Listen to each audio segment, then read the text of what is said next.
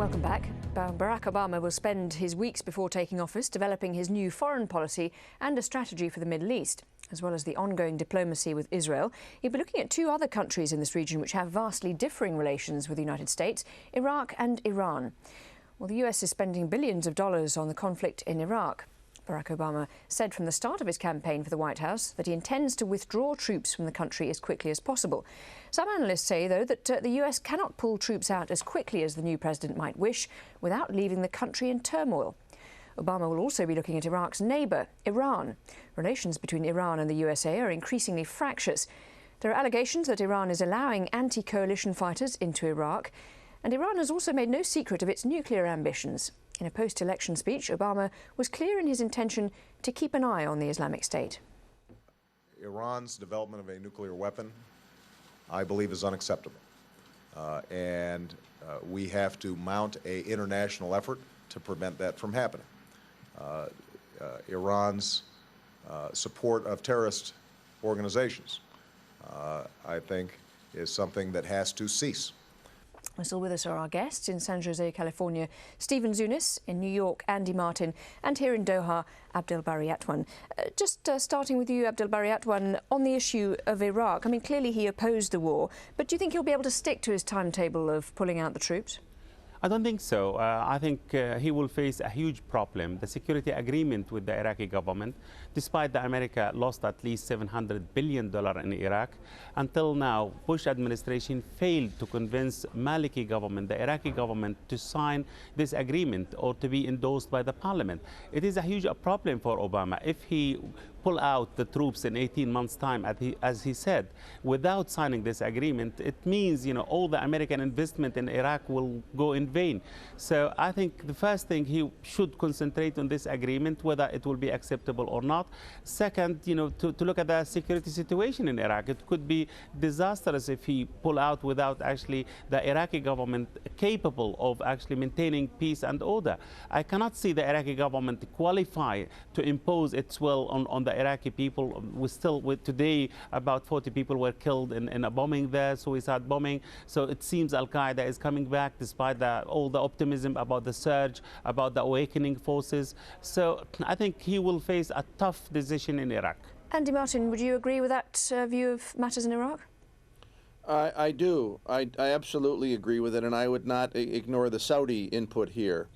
Saudi Arabia obviously has a tremendous interest in what happens in Iraq. They share a border. Furthermore, I believe that he's going to adopt the Bush-Petraeus plan and just deny that he's doing it. He'll use a great gauze, a great fireworks display of rhetoric to say he's changing, but the substance of the policy will not change because it can't change. Stephen Zunis, I can see you frowning slightly there. What do you think of that assessment, that the rhetoric actually won't match up to the reality?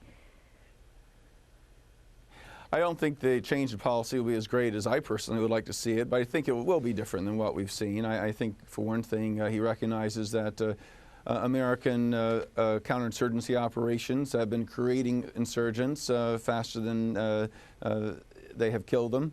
That I think that he recognizes that the United States in many ways has been a destabilizing force rather than a stabilizing force.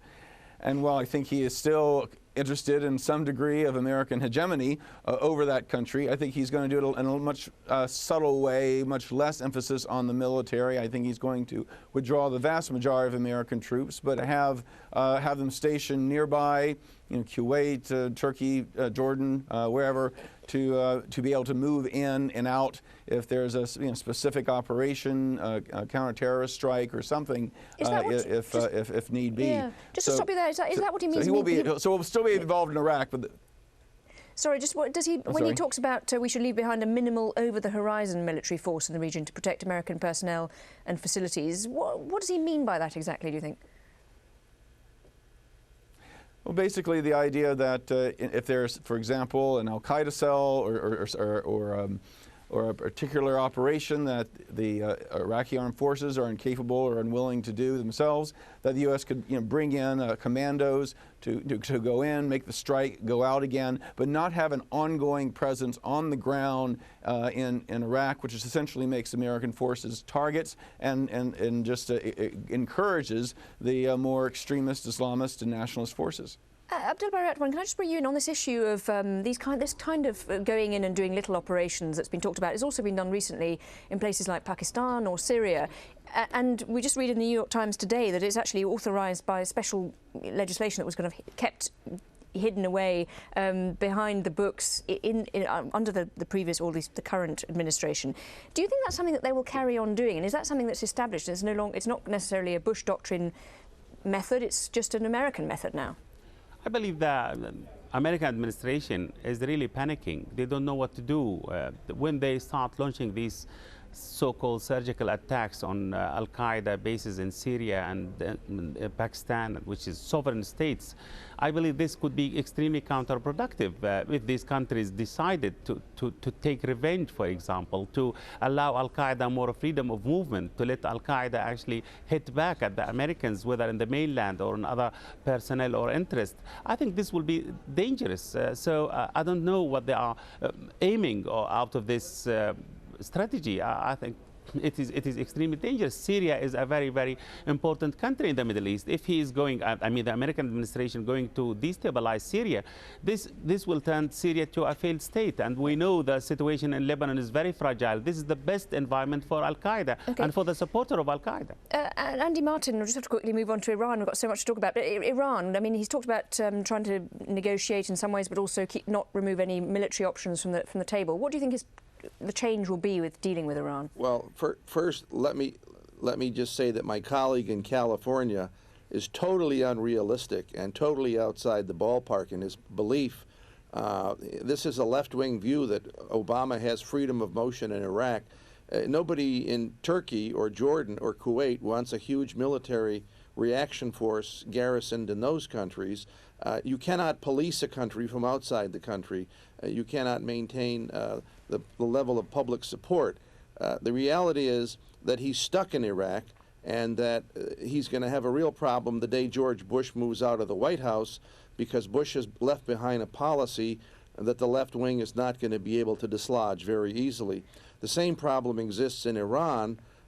Iran is a country of 75 or 80 million people. Why should Iran not have nuclear weapons if the Israelis have them?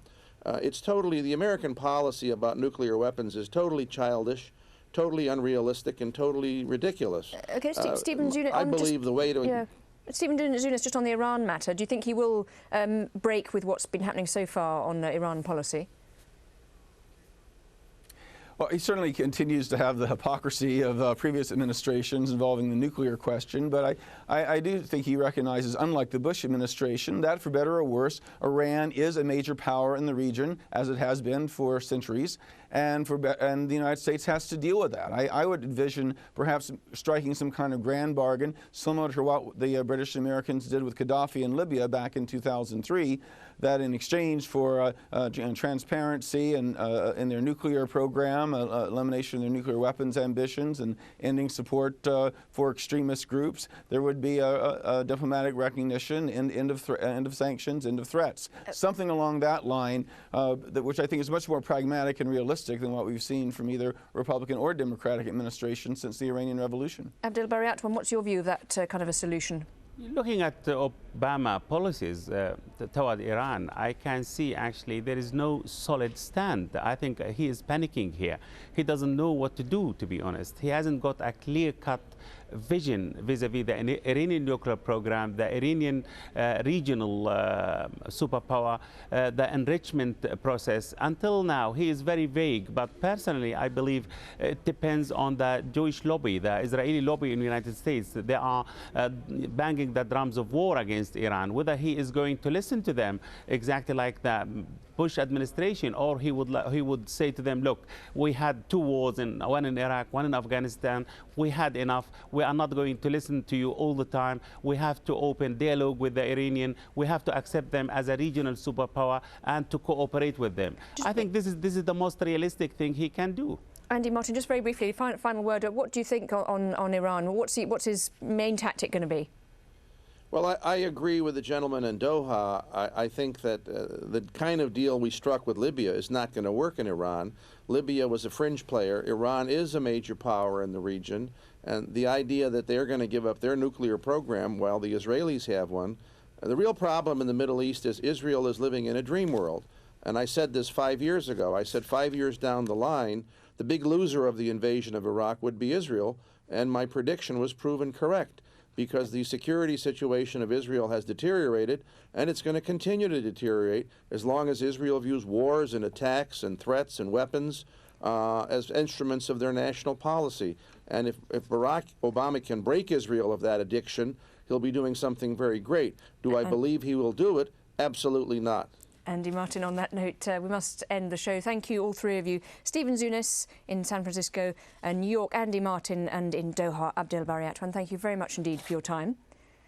And thank you so much for joining us on this edition of Inside Story. We always welcome your comments and suggestions. Please email them to us. InsideStory@aljazeera.net is the address. Bye for now.